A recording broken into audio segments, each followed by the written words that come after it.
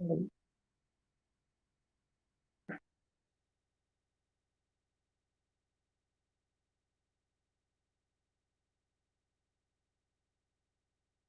लोगों ने करण तक चर्चा कर लिया था। आज असाधारण कारणम करणम। तो उसमें जो कारण जो पद है तो उसके विषय में आज वहां से शुरू करेंगे।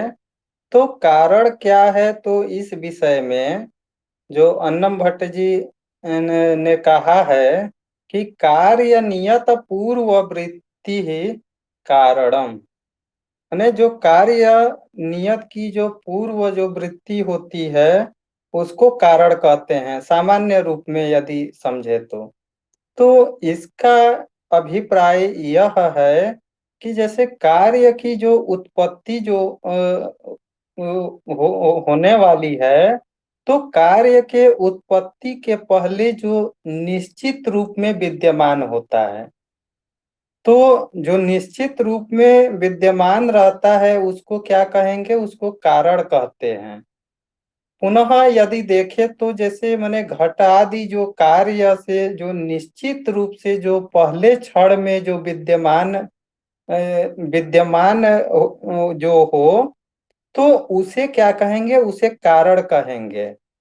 तो जैसे रसा भाषादि जो है तो घट से पूर्व माने उसका रहना क्या है, निश्चित नहीं होता है।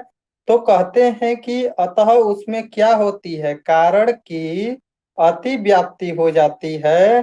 तो उस अति व्याप्ति को रोकने के लिए जो इस लक्षण में नियत पद का प्रयोग किया गया है, अर्थात नियत उस लक्षण में जोड़ा गया है कि जैसे रस भादि में क्या हो, उसकी अति व्याप्ति न हो जाए, ये तदर्थ क्या किया गया है, नियत पद को जोड़ा गया है। इतना ध्यान में रखना है।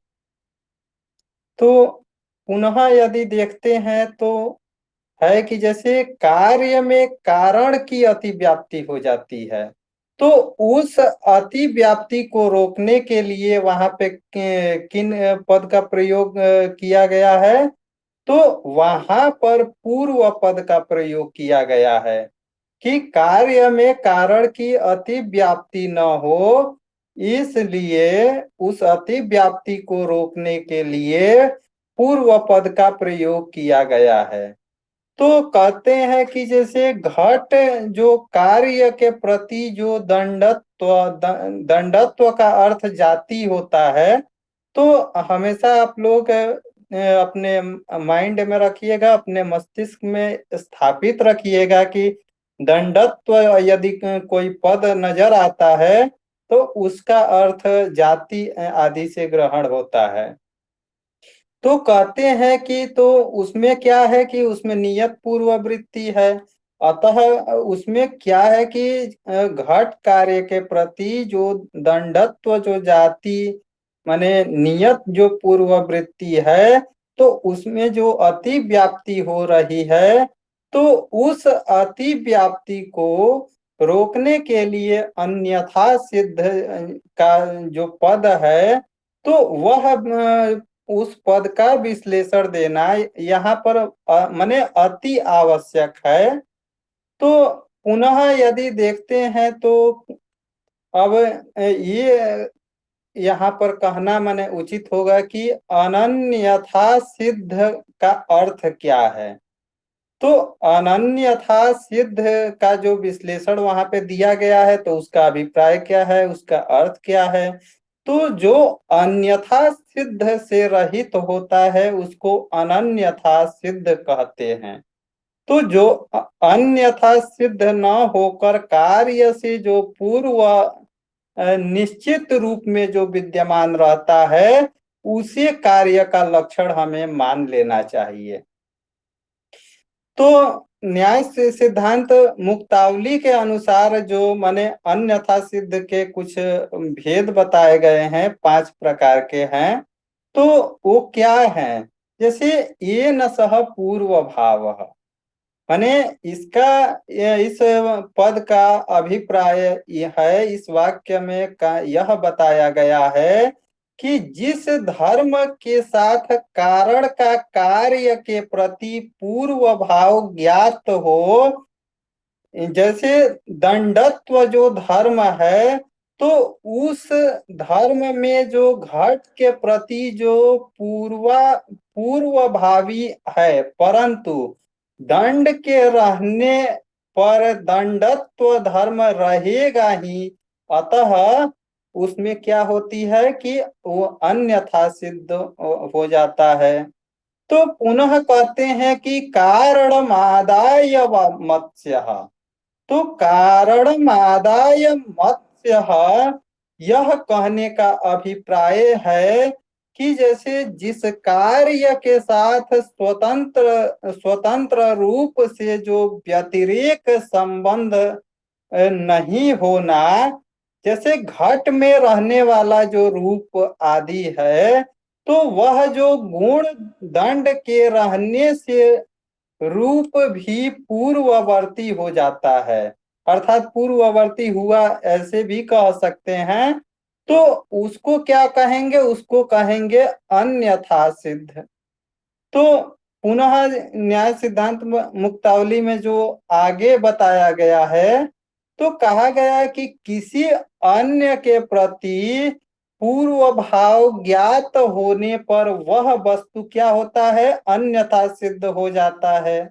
तो कहते हैं क्यों, तो कहते हैं कि शब्द के समवायी जो कारण जो है, तो उससे आकाश की सिद्धि किससे होती है, अनुमान प्रमाण से होती है, अर्थात अनुमान से होती है।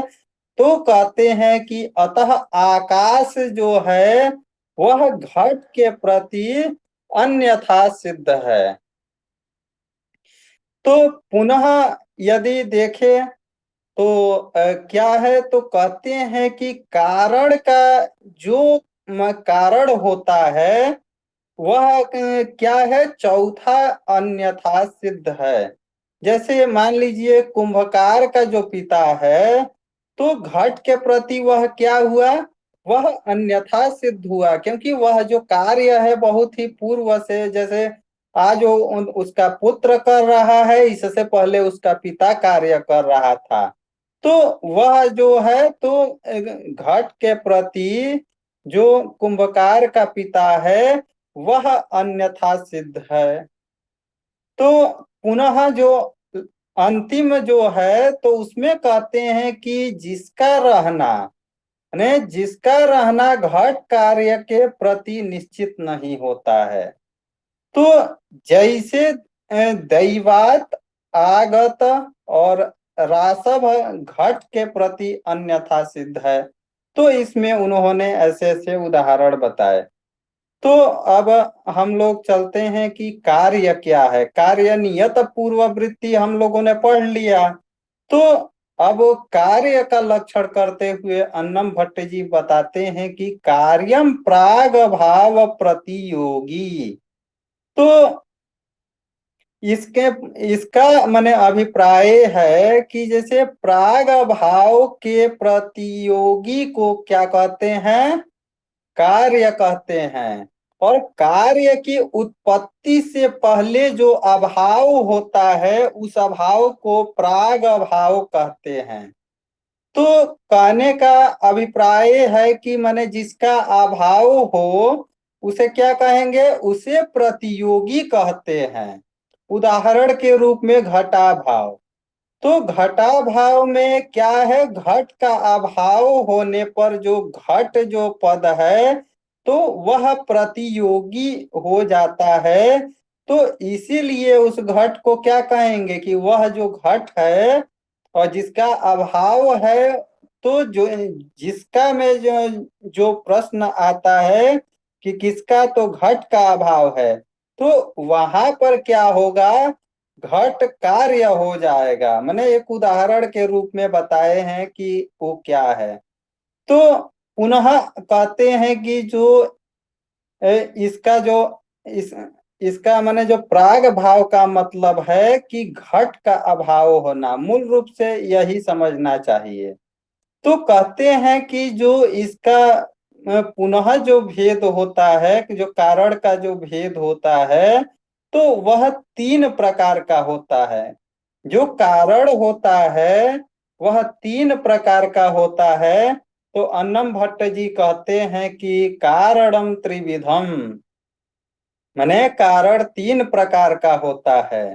तो समवायी समवायी निमित्त भेदात, माने समवायी, असमवायी और निमित्त के भेद से जो कारण होता है तीन प्रकार का होता है। तो कहते हैं कि समवायी कारण क्या है। तो समवायी कारण के संदर्भ में कहते हैं कि यत समवेतम कार्यम उत्पद्यते तत् समवायी कारणम भवति। तो यथा तन्तवः पटस्य पटश्च स्वगत रूपादिः, माने इसका अभिप्राय ये है कि यत समवेतम कार्यम उत्पद्यते तत् असमवायी कारणम।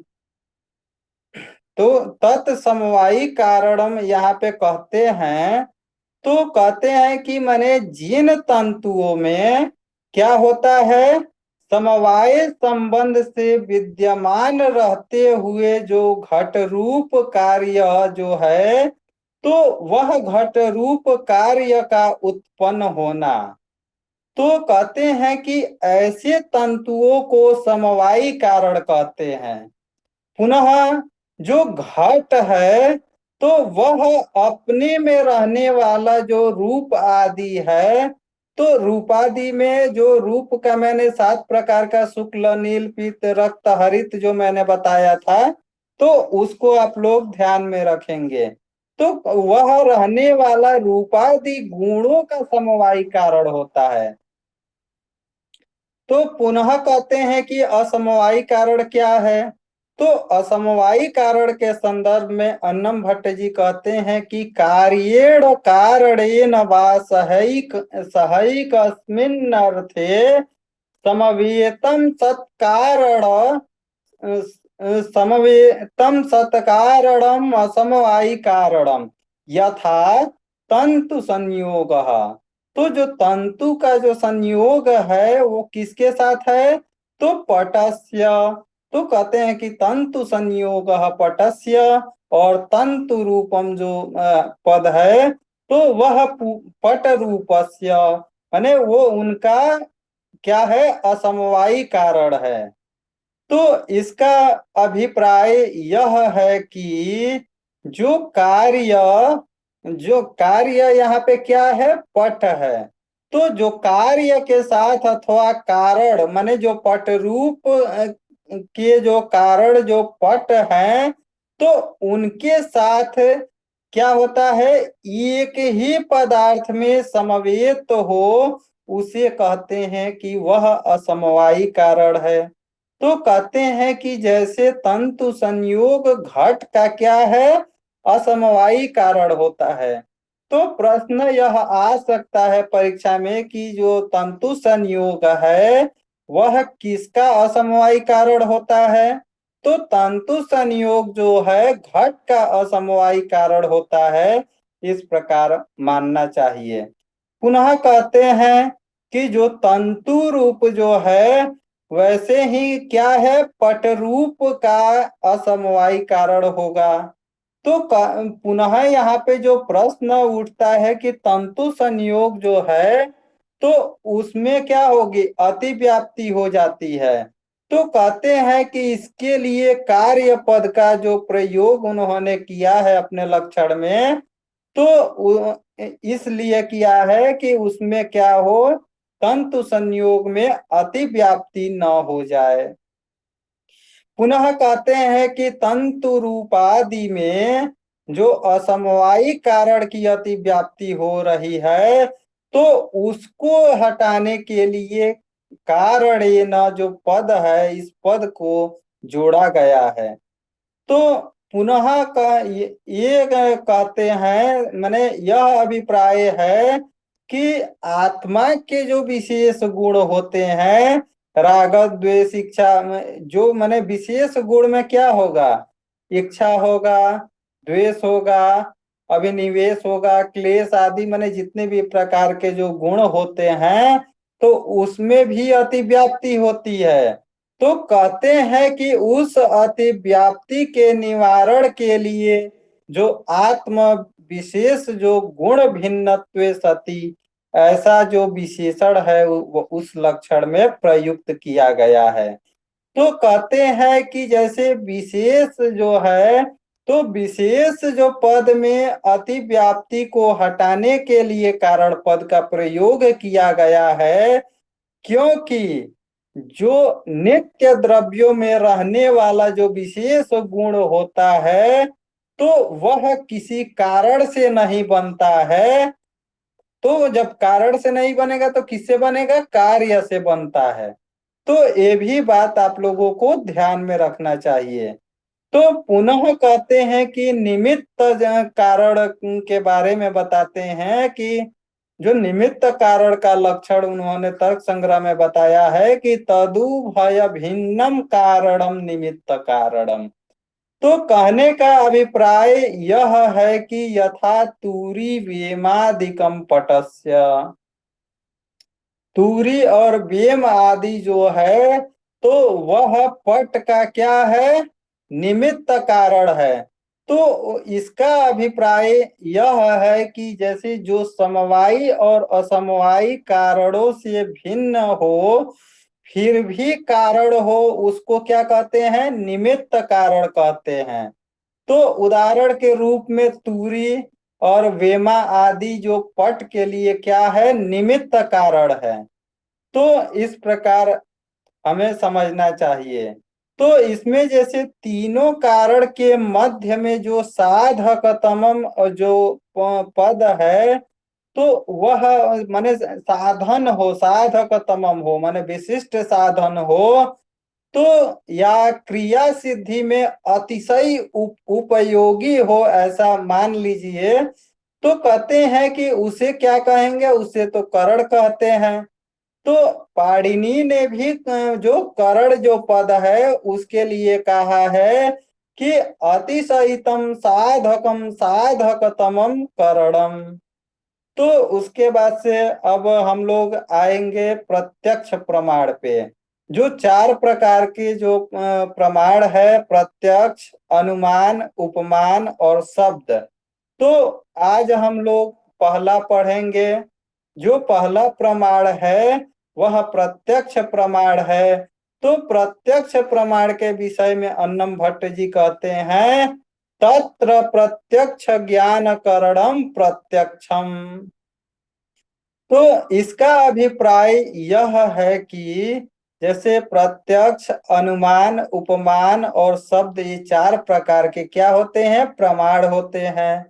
तो जिसमें प्रत्यक्ष ज्ञान के माने जो करण, करण शब्द से लेंगे असाधारण कारण को, तो उसे क्या कहेंगे, तो उसे कहते हैं प्रत्यक्ष प्रमाण कहते हैं। जो माने घ्राण से, रसना से, चक्षु से और त्वक से और श्रोत्र से एवं मन इंद्रिय से प्रत्यक्ष प्रमाण माने उसका ग्रहण होता है। तो कहते हैं कि दंड आदि भी जो माने जाती है, तो वह भी तो प्रत्यक्ष कारण है। तो कहते हैं कि उसमें अति व्याप्ति न हो, तो इसलिए ज्ञान जो पद है उस ज्ञान पद को जोड़ा गया है। तो ज्ञान जो कारण है, तो केवल इतना यदि पद वहां पे प्रयुक्त किया गया होता तो क्या होता, तो कहते हैं कि यदि केवल ज्ञान करण पद का प्रयोग किया गया होता, तो कहते हैं कि आदि के माने जो अनुमिति आदि जितने भी प्रकार के हैं, तो अनुमिति आदि के जो करण है अनुमानादि में क्या हो जाती है, उसकी अति व्याप्ति हो जाती है। तो उस अति व्याप्ति को रोकने के लिए वहां पे प्रत्यक्ष पद का प्रयोग किया गया है लक्षण में।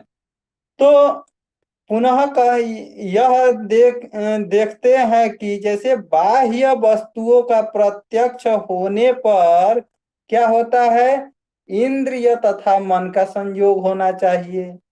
किंतु आंतरिक जो माने हमारे जो अंदर जो देखने के लिए आंतरिक वस्तुओं का प्रत्यक्षीकरण करने के लिए आत्मा तथा मन का संयोग होना चाहिए। तो हम लोगों ने दो बातें इसमें देखा कि माने जैसे इंद्रिय तथा मन और आत्मा और मन, तो जो प्रत्यक्ष प्रमाण जो है उसकी सिद्धि इन दो प्रकारों से होती है। माने इन दोनों का संयोग अत्यंत ही माने आवश्यक है। तो कहते हैं कि जैसे प्रत्यक्ष जो ज्ञान है, तो प्रत्यक्ष ज्ञान का क्या लक्षण है, तो प्रत्यक्ष ज्ञान के लक्षण में कहते हैं कि इंद्रियार्थ सन्निकर्ष जन्यम ज्ञानम प्रत्यक्षम, तो कहते हैं कि ज्ञानाकरणकम ज्ञानम प्रत्यक्षम, ये भी कह सकते हैं। तो कहते हैं कि जो ज्ञान होता है तद्विविधम, वह ज्ञान दो प्रकार का होता है। वह ज्ञान निर्विकल्पक होता है और सविकल्पक होता है। तो इसीलिए कहते हैं कि निर्विकल्पकम सविकल्पकम चेति। तो इसका अभिप्राय यह है कि इंद्रिय का तात्पर्य चक्षु श्रोत्र आदि से है। यहाँ पे जो इंद्रिय पद है, तो उसका अभिप्राय क्या है, चक्षु श्रोत्र आदि जो ज्ञानेन्द्रिय है, तो उससे क्या है, संबंधित है। तो कहते हैं कि और उसमें जो अर्थ है, तो उसका तात्पर्य क्या है, घट आदि से है। तो घट आदि शब्द से है एवं पुनः जो इंद्रिय अर्थ और सन्निकर्ष, तो जो सन्निकर्ष जो है, तो सन्निकर्ष का अभिप्राय क्या हुआ, तो कहते हैं कि सन्निकर्ष का जो अभिप्राय है संयोग होता है। तो कहते हैं कि इन तीनों से उत्पन्न जो ज्ञान होता है उस ज्ञान को प्रत्यक्ष ज्ञान कहते हैं। तो कहते हैं कि सभी प्रकार के ज्ञानों में प्रत्यक्ष की अति व्याप्ति रोकने के लिए सन्निकर्ष पद का प्रयोग किया गया है। तो पुनः कहते हैं कि ज्ञान को प्रत्यक्ष कहते हैं, तो अगर यदि उसमें ज्ञान पद का प्रयोग किया गया है, तो इससे क्या होगी, अनुमान में भी प्रत्यक्ष आदि की अति व्याप्ति हो जाती है। तो उस अति व्याप्ति को रोकने के लिए इंद्रियार्थ सन्निकर्ष जो पद है उस पद को जोड़ा गया है।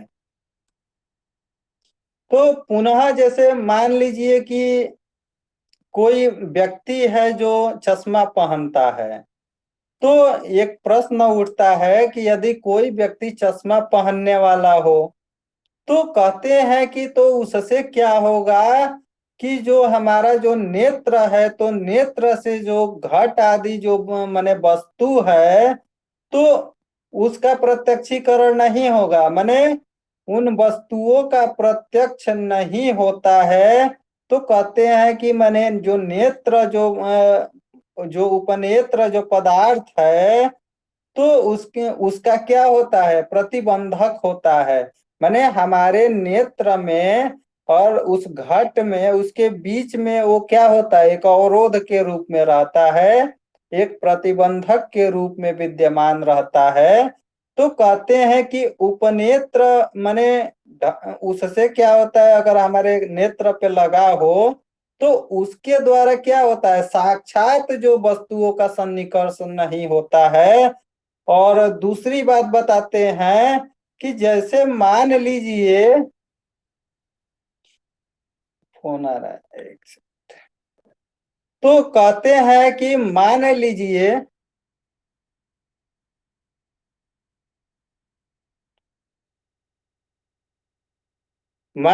कि जैसे गंगा का जल बहुत ही स्वच्छ होता है, लेकिन कहते हैं कि फिर भी उस जल में जो विद्यमान मीन आदि जो हैं, तो मीन आदि में क्या होता है, या कच्छप इत्यादि जो भी उसमें जीव जंतु रहते हैं, तो हमारे इन सामान्य इंद्रियों से प्रत्यक्ष नहीं होता है।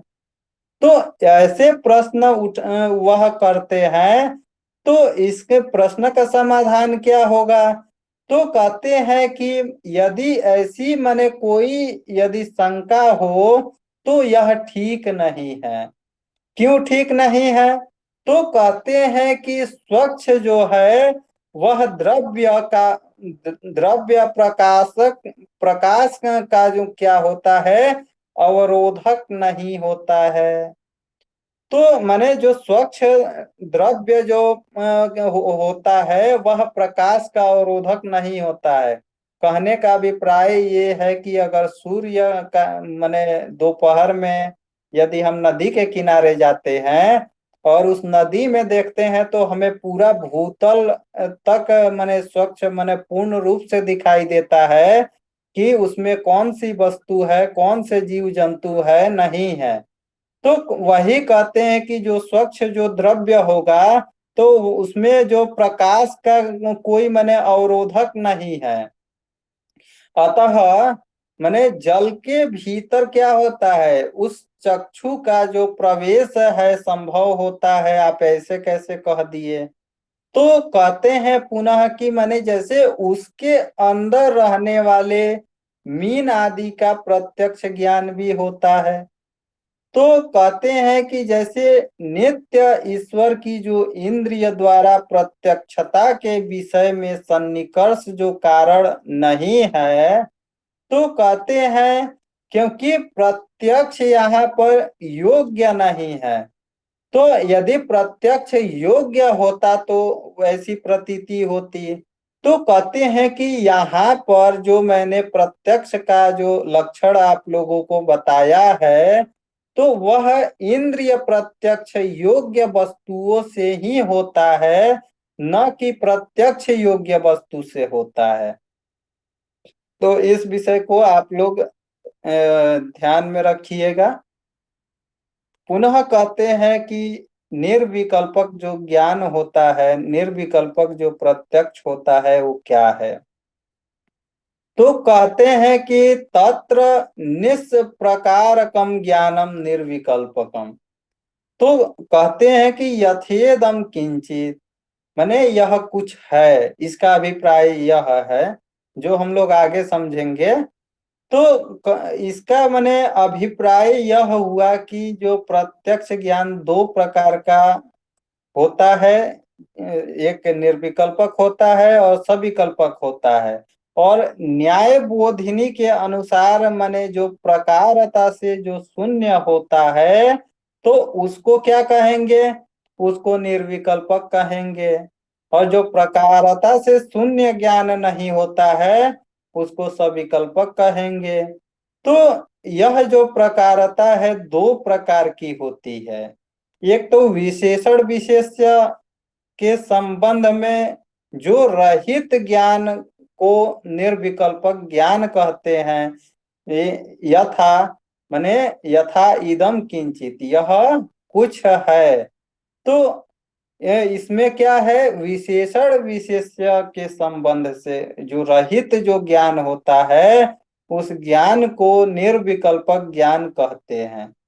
और दूसरा है जिस तरह का पदार्थ ज्ञान बालक या मूक होता है। जैसे बालक होता है, एक छोटा सा शिशु है, तो वह भाषा वैसा कुछ नहीं समझता है और उसको किसी भी प्रकार के वस्तु के विषय में ज्ञान नहीं होता है, और वह वस्तु के स्वरूप मात्र का ही केवल उनको ज्ञान होता है और कुछ नहीं होता है। तो ये दो प्रकार की जो चीजें मैंने बताई, इसको भी आप स्मरण में रखेंगे, परीक्षा में इससे भी संबंधित प्रश्न पूछे जा सकते हैं। और यह किसके अनुसार है? तो न्याय बोधिनी के अनुसार है। तो उसके बाद से तर्क भाषा में भी निर्विकल्पक के विषय में कहा गया है। तो कहते हैं कि नात्र जात्यादि योजनाहीनम वस्तु मात्र वगाही की किंचिदिदम इति ज्ञानम निर्विकल्पकम, यह जो है तर्क भाषा में कहा गया है। तो पुनः कहते हैं कि यदि जो माने निष्प्रकारक जो प्रत्यक्ष कहें तो इसमें क्या होती है, निर्विकल्पक जो ज्ञान है, तो निर्विकल्पक ज्ञान की उसमें अति व्याप्ति होने लगती है। तो उस अति व्याप्ति को रोकने के लिए यहाँ पे प्रकार में प्रकार नहीं रहता, अतः अति व्याप्ति रोकने के लिए क्या किया गया है, ज्ञान के लक्षण में जो ज्ञान जो पद है उस ज्ञान पद को जोड़ा गया है। तो सविकल्पक क्या है, तो सविकल्पक के विषय में कहते हैं सप्रकारकम ज्ञानम सविकल्पकम यथा डित्थोयम ब्राह्मणोयम श्यामोयम इति।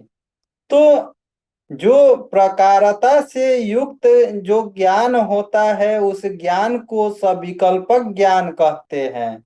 और वस्तुओं की जो विषयता होती है तीन प्रकार की होती है। ये पहली जो है वह विशेष्यता, और दूसरा प्रकारता, और जो तीसरा जो होता है वह संसर्गता। तो इन तीन प्रकारों से विषयता क्या होती है, सब विकल्पक होता है। तो पुनः जैसे मान लीजिए कि डिथोयम, जो वहां पे उदाहरण दिया गया है डिथोयम, माने कहने का अभिप्राय यह है कि यह डिथ है।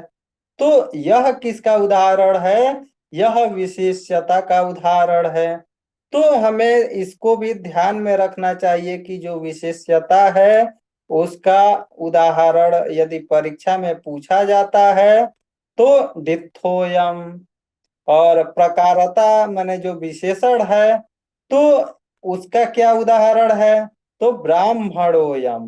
तो जाति से क्या है, ब्राह्मण है, तो जाति से ब्राह्मण है, तो वह क्या है, वह उसमें विशेषता प्रकारता को बताया गया है। पुनश्च यदि देखें तो श्यामोयम, माने वह कोई भी जो जैसे व्यक्ति है वह सांवला है, तो कहेंगे कि श्यामोयम। तो इससे क्या होती है, जो श्याम जो वर्ण होता है तो उसकी जो संसर्गता है वहां पे हो जाती है। तो कहते हैं कि जो डिथ है ब्राह्मण है तथा जो ये है श्याम है, तो इन तीनों में क्या होता है, संसर्गता रूप संबंध होता है। तो इन तीनों में कौन सा संबंध होता है, ऐसा प्रश्न यदि परीक्षा में पूछा जाता है तो इन तीनों में संसर्गता संबंध होता है, इस प्रकार से ध्यान में रखना चाहिए। अब मैं सन्निकर्ष क्या है, तो सन्निकर्ष के विषय में अन्नम भट्ट जी ने कहा है कि प्रत्यक्ष ज्ञान हेतु इंद्रिया इंद्रियार्थ सन्निकर्ष। तो कहते हैं कि जो वह षड्विध माने 6 प्रकार का होता है। जो पहला होता है वह संयोग, जो दूसरा होता है तो वह संयुक्त समवाय, जो तीसरा होता है वह होता है संयुक्त समवेत समवाय, और जो चौथा है वह समवाय, और जो पांचवा है समवेत समवाय, और जो छठा है वह विशेषण विशेष्य भावश्चेति। तो 6 प्रकार के यहाँ पे सन्निकर्षों की चर्चा की गई है। तो इसको यदि समझेंगे तो माने जो इंद्रिय तथा अर्थ का जो सन्निकर्ष हो, सन्निकर्ष इससे पहले जो मैंने बताया था उससे संयोग का ग्रहण करना चाहिए। तो कहते हैं कि इंद्रिय तथा अर्थ का जो सन्निकर्ष है उससे जो प्रत्यक्ष ज्ञान का जो हेतु होता है तो उसे क्या कहेंगे, उसे सन्निकर्ष कहते हैं। और जो सन्निकर्ष है तो सन्निकर्ष 6 प्रकार का होता है। जो मैंने बता दिया कि जैसे मान लीजिए संयोग सन्निकर्ष, संयुक्त समवाय सन्निकर्ष, संयुक्त समवेत समवाय सन्निकर्ष, समवाय सन्निकर्ष, समवेत समवाय सन्निकर्ष, और जो छठा है वो है विशेषण विशेष्य भाव सन्निकर्ष। तो कहते हैं कि जो प्रत्यक्ष ज्ञान के जो 6 प्रकार हैं, तो वह कौन कौन से हैं? तो कहते हैं जो पहला है वह घ्राणज, माने जो घ्राण से जो युक्त होता है, जिसमें गंधत्व क्षमता होती है, सुरभि असुरभि की, जिसमें सुगंध एवं दुर्गंध को जानने की जिस इंद्रिय में क्षमता होती है उसको घ्राण कहते हैं। तो कहते हैं कि जो घ्राण है उससे जो उत्पन्न जो सुगंध है, माने सुरभि है, और जो असुरभि है, तो उससे जो जिसका ज्ञान होता है तो वैसे ज्ञान को घ्राणज ज्ञान कहते हैं। तो अर्थात माने घ्राण से संबंधित ज्ञान। पुनः कहते हैं कि रासन प्रत्यक्ष होता है। तो रासन प्रत्यक्ष किससे होगा? रस से, जिसकी माने उत्पत्ति होगी। तो रसना से जो जाता, जिसकी इंद्रिय की प्रतीति होती है, वह की ये माने मधुर है, अम्ल है, लवण है, कटु है, कसाय है या तिक्त है। तो इस विषय में आप लोग पहले भी इससे पूर्व कक्षा में भी अध्ययन कर चुके हैं, इसलिए इस विषय में बहुत ज्यादा नहीं बताऊंगा। तो कहने का अर्थ ये है कि जैसे जिह्वा जो है, जिह्वा तथा रसनेन्द्रिय से जो उत्पन्न होने वाले जो मधुर तिक्तादि प्रत्यक्ष को क्या कहेंगे? रासन प्रत्यक्ष कहेंगे। पुनः कहते हैं कि चाक्षुष प्रत्यक्ष भी होता है, माने जो नेत्रों के द्वारा हम प्रत्यक्ष सन्निकर्ष जो करते हैं। तो कहते हैं चक्षु या नेत्र से श्वेत श्याम आदि रूपों का जो प्रत्यक्षीकरण जिससे होता है उसे चाक्षुष प्रत्यक्ष कहते हैं। और जो रूप यहाँ पे जो पद आया है, तो रूप में जो सप्तविधम मैंने बताया था, तो उसको आप लोग ध्यान में रखेंगे। और जो पुनः जो 2 प्रकार का बताया था उसको भी आप लोग ध्यान में रखेंगे।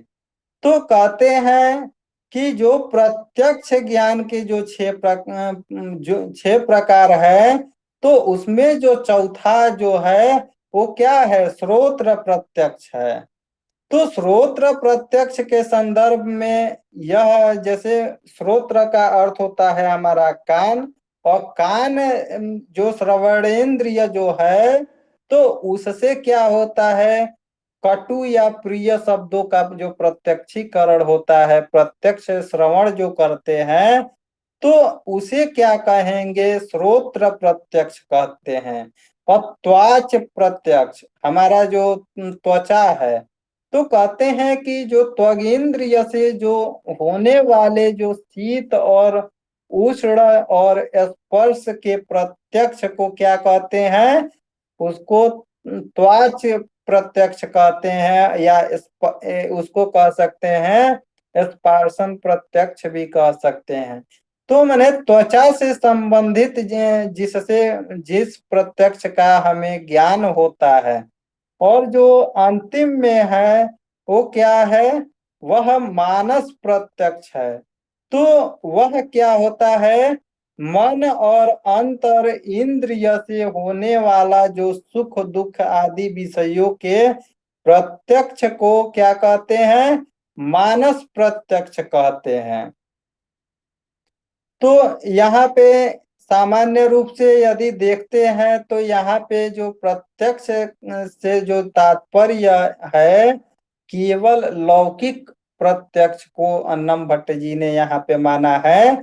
अलौकिक जो प्रत्यक्ष है उसको कहते हैं कि हमने जो आपको बताया है जिस प्रत्यक्ष के बारे में, वह अलौकिक नहीं है। तो जो अलौकिक प्रत्यक्ष है वो क्या है? तो लौकिक तो उन्होंने ऊपर बता दिया कि देखिए ये 6 प्रकार की जो इंद्रिय है, माने 5 ज्ञानेन्द्रिय जो है, एवं जो मन से जिस विषय का ज्ञान होता है उसको उन्होंने बता दिया वहां पे। लेकिन कहते हैं कि आपने जो बोल दिया कि मान लीजिए कि आपने लौकिक प्रत्यक्ष की बात की है, तो अलौकिक प्रत्यक्ष क्या है? ऐसा प्रश्न उठता है, तो कह सकते हैं कि जो अलौकिक जो प्रत्यक्ष है, उसको योगज सन्निकर्ष से होता है। तो अलौकिक जो प्रत्यक्ष है वह योगज सन्निकर्ष से होता है। तो इसके कितने भेद हैं? तो इसके तीन भेद होते हैं। तो वह तीन भेद क्या है? तो कहते हैं कि ज्ञान लक्षण प्रत्याशक्ति, दूसरा कहते हैं कि सामान्य लक्षण प्रत्याशक्ति, और तीसरा कहते हैं कि योगज सन्निकर्ष। तो यदि ज्ञान लक्षण प्रत्याशक्ति कहते हैं, तो इस संदर्भ को समझने के लिए जैसे सुरभि चंदन खंडनम यह ले लेते हैं। तो इसमें क्या है कि जो चंदन के सौरभ के साथ चक्षु का सन्निकर्ष नहीं होता है। कहते हैं कि मान लीजिए कि जो हमें चंदन से जो प्राप्त जो खुशबू है, तो उस खुशबू का ज्ञान हमारे चक्षु इंद्रिय से कैसे हो सकता है? मने कहने का अभिप्राय कि उसमें सन्निकर्ष नहीं होता है। तो कहते हैं कि चंदनत्व सामान्य के साथ जो क्या है, संयुक्त समवाय संबंध बनता है। तो अतः इसका ज्ञान हमें किससे होता है? ज्ञान लक्षण प्रत्याशक्ति से चंदन के सुरभि का ज्ञान होता है, यह कहते हैं। और पुनः कहते हैं जो दूसरा है वो है कि सामान्य लक्षण प्रत्याशक्ति। तो वह क्या है? सामान्य लक्षण प्रत्याशक्ति से अभिप्राय है कि जैसे पर्वत पर धूम के द्वारा बहने का जो सामान्य लक्षण है, उस प्रकार के उसकी जो प्रतीति है, माने उस वाणी की जो प्रतीति है, वह सामान्य लक्षण प्रत्याशक्ति से प्रत्यक्ष होता है। तो कहने का अभिप्राय यह है कि जैसे मान के चलिए कि जबकि वहां पर जो बहनी है, जो अग्नि है, तो उस अग्नि का सन्निकर्ष यहाँ पे नहीं होता है, अपितु सामान्य लक्षण प्रत्याशक्ति से प्रत्यक्ष का ज्ञान वहां पर हो जाता है। पुनः कहे तो योगज सन्निकर्ष। तो योगज सन्निकर्ष के विषय में कहते हैं कि जैसे भूत और भविष्य आदि वस्तुओं के साथ जो अलौकिक इंद्रियार्थ संयोग नहीं होता है, तो अलौकिक जो इंद्रियार्थ जो संयोग नहीं होता है, तो कहते हैं कि जो योगी माने जितने भी प्रकार के तांत्रिक इत्यादि जो हैं, तो योगियों की योगज सन्निकर्ष से क्या होता है, तांत्रिकों से भूतकाल का जो जो विषय है वो भी ज्ञात हो जाता है, जो सूक्ष्म जो विषय है वो भी हमें ज्ञात हो जाता है, और जो भविष्य में क्या होने वाला है जैसे ज्योतिष इत्यादि के द्वारा जो देखते हैं, तो उससे जो क्या होता है वस्तुओं का हमें प्रत्यक्षीकरण हो जाता है। तो उसे क्या कहेंगे? उसे योगज सन्निकर्ष कहते हैं।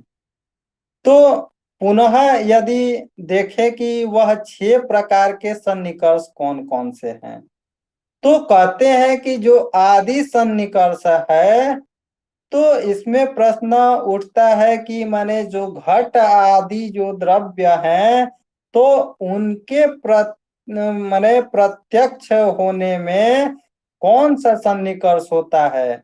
तो इस संदर्भ में अन्नम भट्ट जी कहते हैं कि चक्षुषा घट प्रत्यक्ष जनने संयोग सन्निकर्ष। वहां पे क्या कौन सा सन्निकर्ष होता है?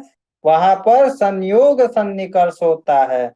तो इसका अभिप्राय यह है कि जैसे चक्षु इंद्रिय से क्या है, घट विषय का प्रत्यक्ष होने में संयोग सन्निकर्ष होता है।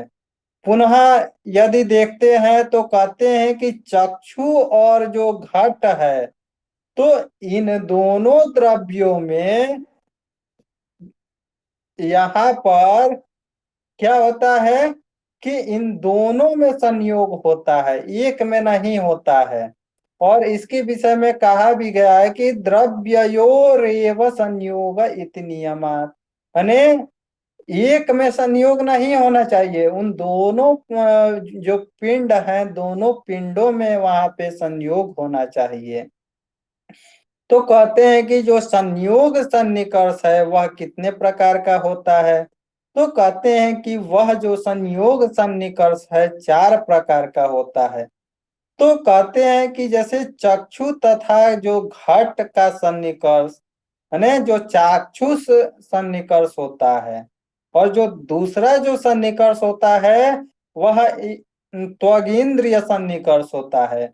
माने जैसे कोई घट है तो घट को हम लोग नेत्र के माध्यम से देख सकते हैं, त्वगिंद्रिय सन्निकर्ष स्पर्श करके भी पता लगा सकते हैं कि वह घट है या नहीं है। अगर मान लीजिए कि कोई दिव्यांग व्यक्ति है, हम लोगों के पास नेत्र है तो हम लोग देख सकते हैं और उसका प्रत्यक्षीकरण कर सकते हैं, लेकिन अगर कोई दिव्यांग व्यक्ति है तो वो कैसे प्रत्यक्षीकरण करेगा? तो वह त्वगिंद्रिय जो सन्निकर्ष है उसके माध्यम से ज्ञान करता है। और जो तीसरा है, और क्या होता है उसमें, मन एवं जो इंद्रिय का जो संयोग है वो भी होना जरूरी है। उसके बाद से कहते हैं कि जैसे, और जो चौथा है, मन के साथ आत्मा का भी संयोग होना चाहिए। तो कि जैसे अहम अस्मि, मैं हूं, तो इसका ज्ञान कैसे होता है? मन एवं आत्मा के संयोग से इस प्रकार का ज्ञान होता है। तो कहते हैं कि इस तरह का आत्मा का जो सन्निकर्ष होता है तो उसको मन एवं आत्मा का सन्निकर्ष कहेंगे। तो इसमें इस प्रकार से क्या बताया गया है कि जो चक्षुष जो है, माने चक्षु से, त्वचा से एवं मन से, तो इन तीनों प्रकार के प्रत्यक्ष होने में क्या होता है? संयोग जो सन्निकर्ष है वह कारण बनता है। तो इसमें पूछ सकता है कि संयोग संबंध जो है तो उसमें कारण कौन कौन से हैं? ऐसे भी यदि प्रश्न पूछा जाता है तो आपको ध्यान में रखना चाहिए कि त्वचा और मन और चक्षु, इन तीनों का यदि संयोग नहीं होगा तो संयोग सन्निकर्ष असंभव है। उसके बाद से प्रश्न पुनः आता है जो दूसरा है, तो घट रूप में कौन सा सन्निकर्ष होता है?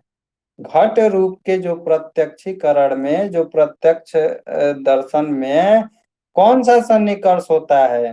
तो कहते हैं कि घट रूप प्रत्यक्ष जनने संयुक्त समवाय सन्निकर्ष, वहां पे संयुक्त समवाय सन्निकर्ष हो जाता है।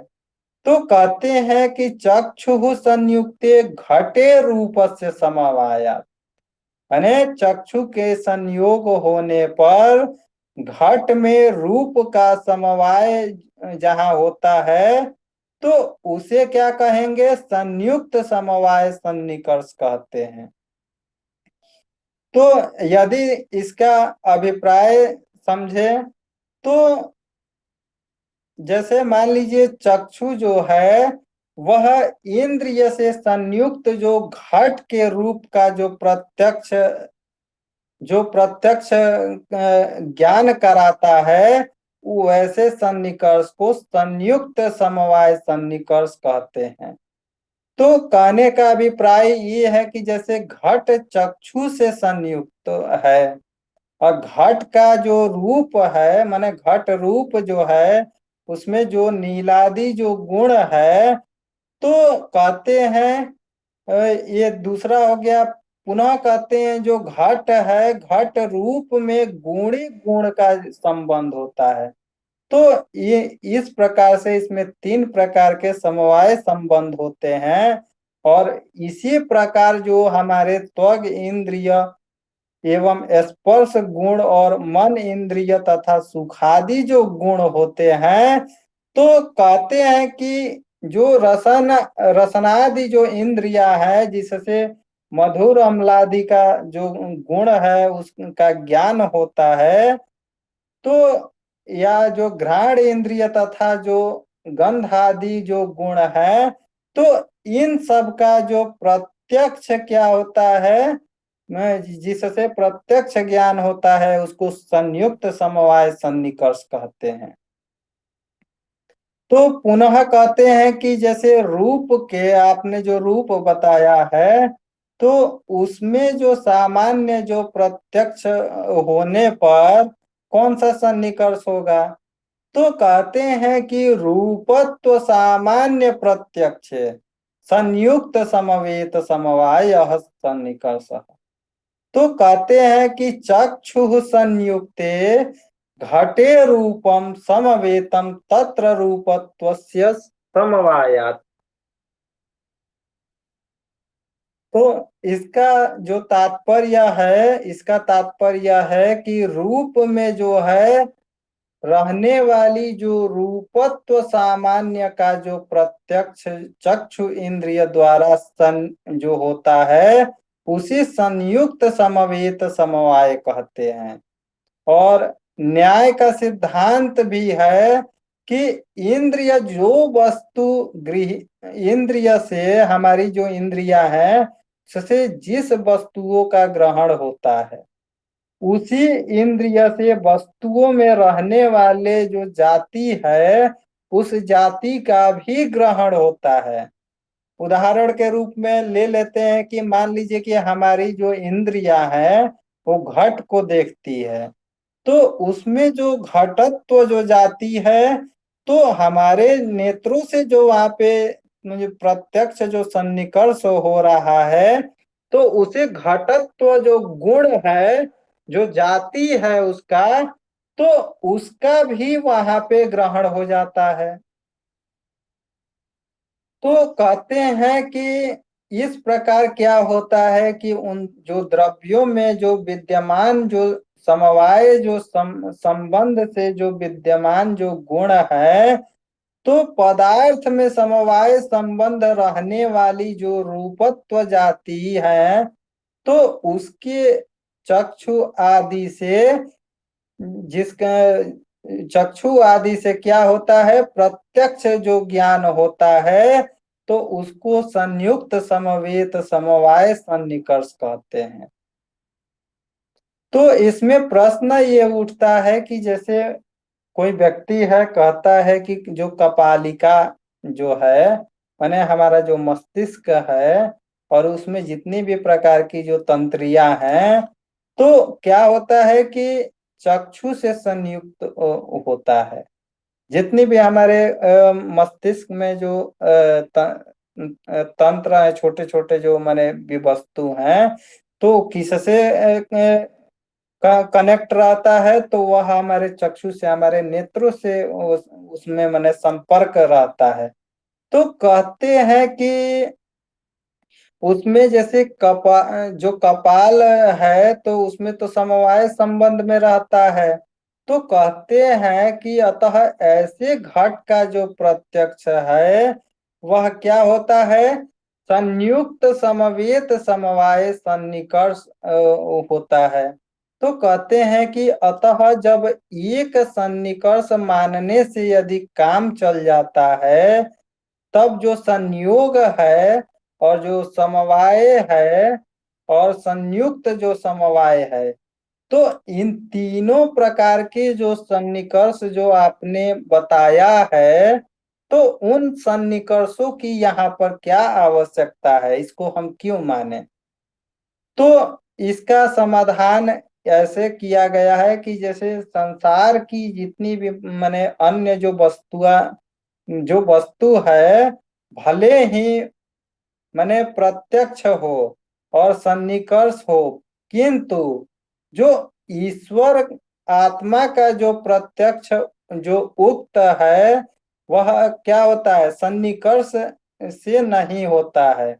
तो कहते हैं कि क्योंकि जो हमारा जो मन है, तो जो मन है तो क्या है, संयुक्त जो आत्मा है और जो ईश्वर है, और जो निरवयव जो पदार्थ है, तो कहते हैं कि जिससे निरवयव जो होकर ये जो समवाय संबंध से कहीं नहीं रह सकते, अतः संयुक्त समवेत समवाय सन्निकर्ष से इनका जो प्रत्यक्ष नहीं होता है, तो कहते हैं कि इसलिए संयोग संयुक्त जो समवाय है, तो उसकी यहाँ पे आवश्यकता है और मानना भी पड़ेगा। तो पुनः कहते हैं कि शब्द शब्द के प्रत्यक्ष में कौन सा सन्निकर्ष होता है, तो इस संदर्भ में कहते हैं कि श्रोत्रेण शब्द साक्षात्कारे समवायः सन्निकर्षः। माने जो हमारे कान है, तो उससे जो शब्द का जो साक्षात्कार में जो समवाय जो सन्निकर्ष होता है, उस जो माने साक्षात्कार होता है उसे क्या कहेंगे, समवाय सन्निकर्ष कहते हैं। तो वह कर्म विवर विवरवर्त्याकाश श्रोत्रत्वात् शब्दस्याकाश गुणात् गुण गुण गुणिनोश्च समवाया। तो इस प्रकार कहते हैं। तो कहने का यहाँ पे अभिप्राय है कि जैसे जो श्रोत्र है, हमारे जो कान है, तो जो श्रोत्र इंद्रिय जो है, तो शब्द गुण का जो साक्षात्कार करते हैं, तो वह जो साक्षात्कार होता है, वह साक्षात्कार समवाय सन्निकर्ष कहलाता है। और उसमें जो शब्दत्व का जो साक्षात्कार होता है, वह किस से होता है, तो वह समवाय सन्निकर्ष के कारण ही होता है। तो पुनः जो साक्षात्कार के संदर्भ में कहते हैं कि जैसे जननीय उत्पन्न जो करने योग्य जो पद यहाँ पे मैंने देना चाहिए, वो इनका पदकृत्य जो टीका है, तो उस टीका के अनुसार उसमें बताया गया है। पुनः कहते हैं कि जैसे कर्ण क्षेत्र में रहने वाला जो आकाश है, तो कहते हैं कि वह जो आकाश है और जो श्रोत्रेंद्रिय भी है, तो कहते हैं कि आकाश का गुण तो शब्द है। शब्द गुणकम आकाशम हम लोगों ने इससे पूर्व पढ़ा था, आप लोग ध्यान कीजिएगा। तो कहते हैं इस प्रकार क्या होगा कि इस प्रकार शब्द गुण तथा आकाश गुण में जो समवाय सन्निकर्ष होता है, तो उसे क्या कहेंगे, समवाय सन्निकर्ष कहेंगे। तो यहाँ पे एक प्रश्न उदित होता है। वह प्रश्न है कि यदि समवाय संबंध नित्य है, तो शब्द के प्रत्यक्ष में कौन सा व्यापार होगा। तो इसका उत्तर देते हुए कहा गया है कि जैसे जो शब्द व्यापार जो श्रोत्र तथा मन का जो संयोग व्यापार है, तो वह है। तो उसमें क्या होगा, श्रोत्र का एवं मन का संयोग माने व्यापार होनी चाहिए, उसकी वृत्ति होनी चाहिए। तो कहते हैं कि जो इंद्रिय श्रोत्र जो है और जो मन का जो संयोग है, वो क्या है, तो इंद्रिय और मन का संयोग है, उससे जो ज्ञान होता है, तो उस ज्ञान को क्या कहेंगे, शब्द सन्निकर्ष कहेंगे। माने और पुनः देखें कि जैसे मान लीजिए कि अगर कोई भी जो दूर स्थित जो शब्द का जो स्रोत्र से कैसे संबंध होता है, तो जो मैंने आप लोगों को वीची तरंग न्याय इससे पूर्व कक्षा में बताया था और जो मुकुल कदम न्याय बताया था, तो उस उन दोनों से जो शब्द जो उत्पन्न होता है, तो जैसे मान लीजिए कि विचि तरंग न्याय में बताया था कि एक से दूसरा, दूसरा से तीसरा, माने ऐसे उत्पन्न होते होते किनारे तक आता है। तो इस तरह की जो उत्पत्ति है, तो उस उत्पत्ति क्रम से जो शब्द जो हमारे श्रोत्र माने कानों तक जो पहुंचता है एवं उससे संबंधित होता है, या कहे कि सुनाई पड़ता है, तो उसे कहेंगे शब्द सन्निकर्ष।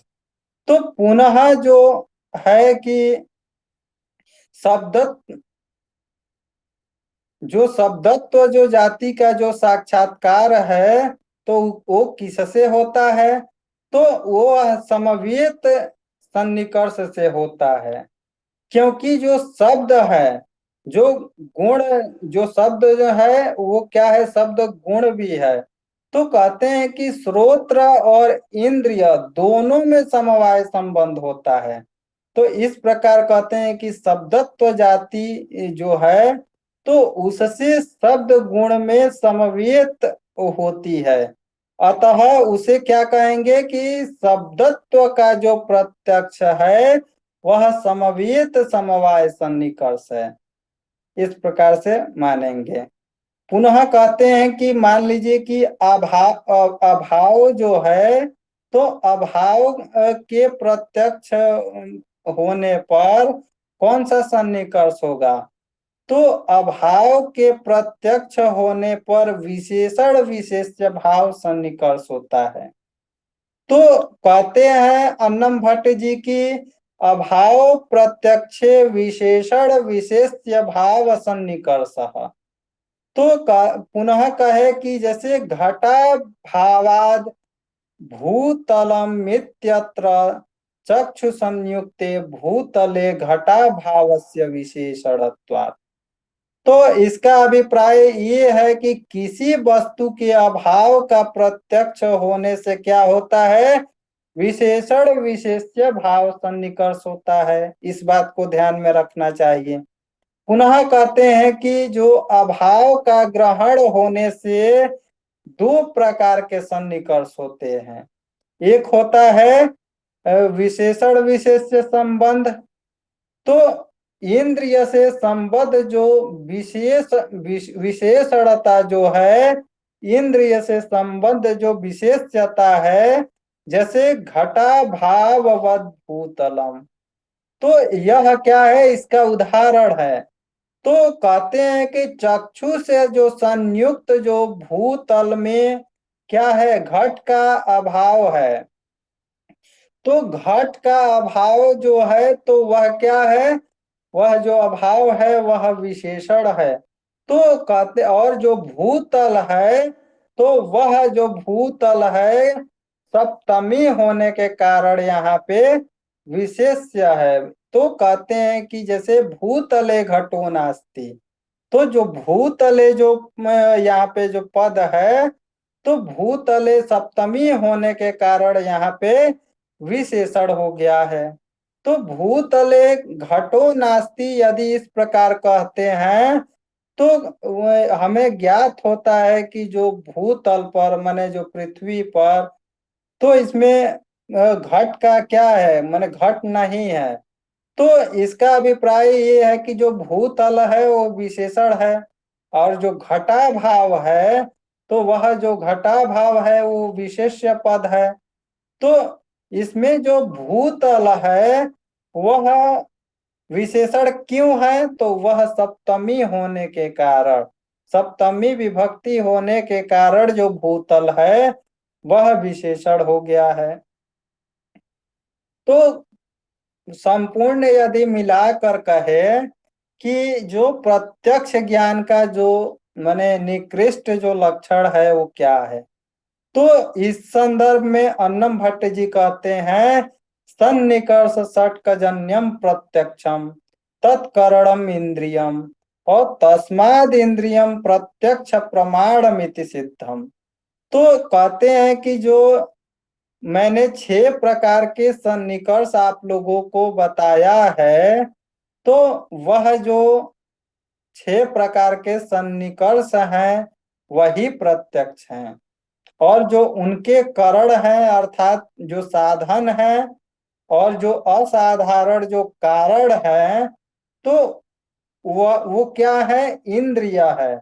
और उन्हीं असाधारण जो कारण रूपी इंद्रिय से क्या होती है? प्रत्यक्ष प्रमाण की सिद्धि होती है। तो इसमें जो विशेष क्या है कि 6 प्रकार के जो सन्निकर्ष है, उससे जो उत्पन्न ज्ञान जो होता है, वह ज्ञान प्रत्यक्ष ज्ञान होता है।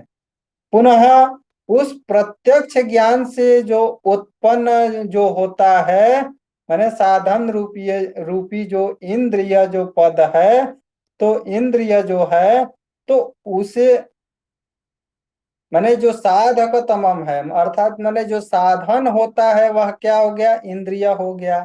और जो इंद्रिय प्रत्यक्ष से जो ज्ञान होता है, उसको क्या कहेंगे, प्रत्यक्ष ज्ञान कहेंगे। तो इस प्रकार से आज हमारा पाठ जो है वह समाप्त होता है। और आप लोगों को समझ में आया? मानसी जी, मनीषा जी। हाँ, बाकी जो इसका क्वेश्चनआयर मैं बनाऊंगा, तो वह इससे भी ज्यादा विशिष्ट ज्ञान आपको देने वाला होगा।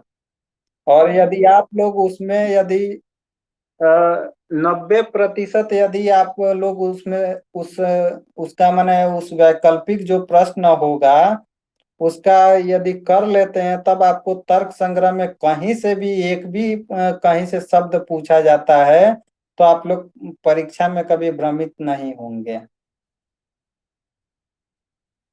तो ठीक है, आज का पाठ यहीं समाप्त करते हैं। नमस्ते।